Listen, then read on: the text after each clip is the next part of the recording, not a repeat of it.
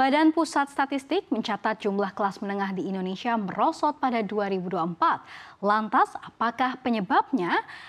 Manufaktur jadi juru selamat di tengah merosotnya kelas menengah. Kita akan ulas bersama. Pelaksana tugas Kepala BPS Amalia Adininggar, Widya Santi mengatakan jumlah dan persentase penduduk kelas menengah mulai menurun pasca pandemi COVID-19.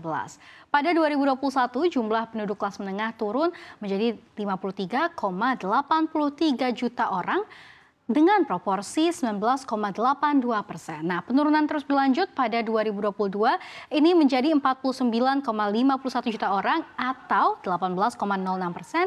Kemudian pada tahun 2023 ini menjadi turun kembali menjadi 48,27 juta orang atau 17,44%, dan tren ini terus terjadi hingga pada tahun ini yakni pada tahun 2024.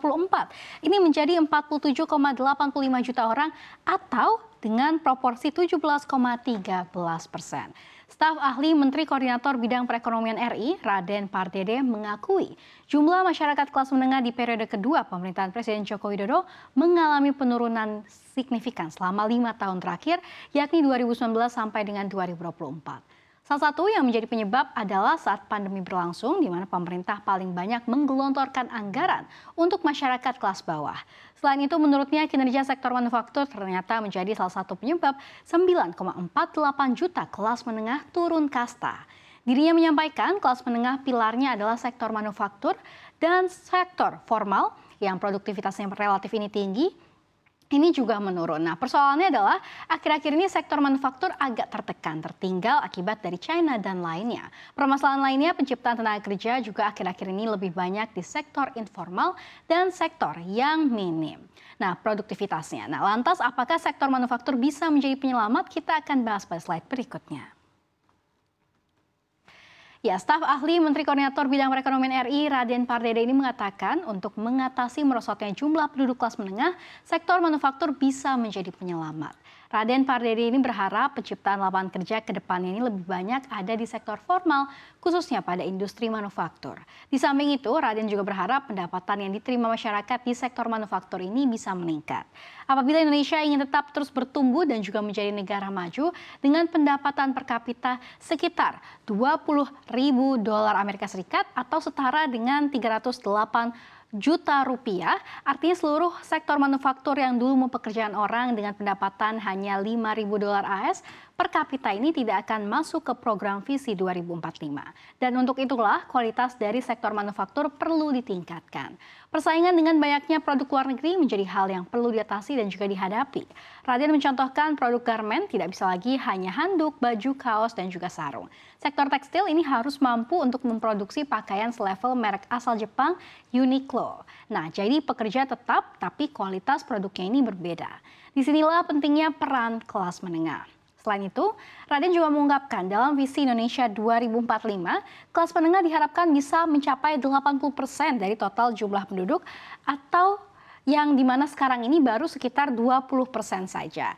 Jika angka itu tercapai dan pendapatan per kapitanya mampu menyentuh $30.000 Amerika Serikat, maka pemerintah berharap mesin ekonomi akan bergerak sendiri.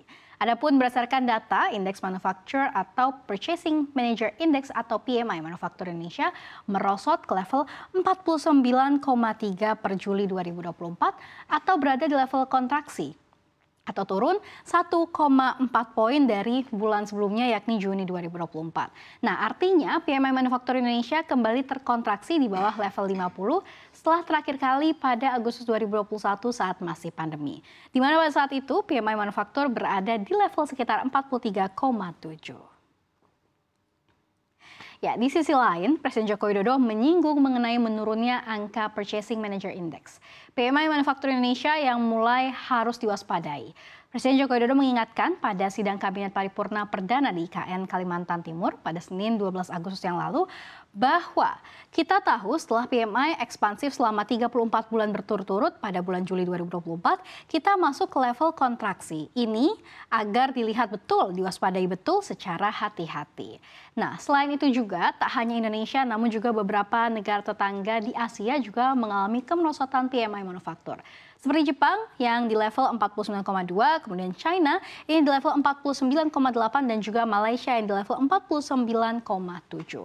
Komponen indikator yang mengalami penurunan paling banyak berada di sektor produksi yang mengalami minus 2,6.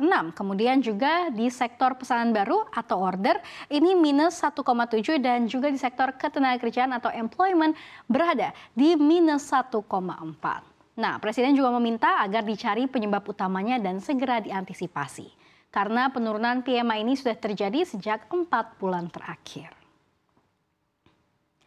Ya, pemirsa, kita harapkan sektor manufaktur kembali bangkit agar kelas menengah di tanah air yang merupakan pendorong utama pertumbuhan ekonomi Indonesia dapat bertambah dan naik kelas.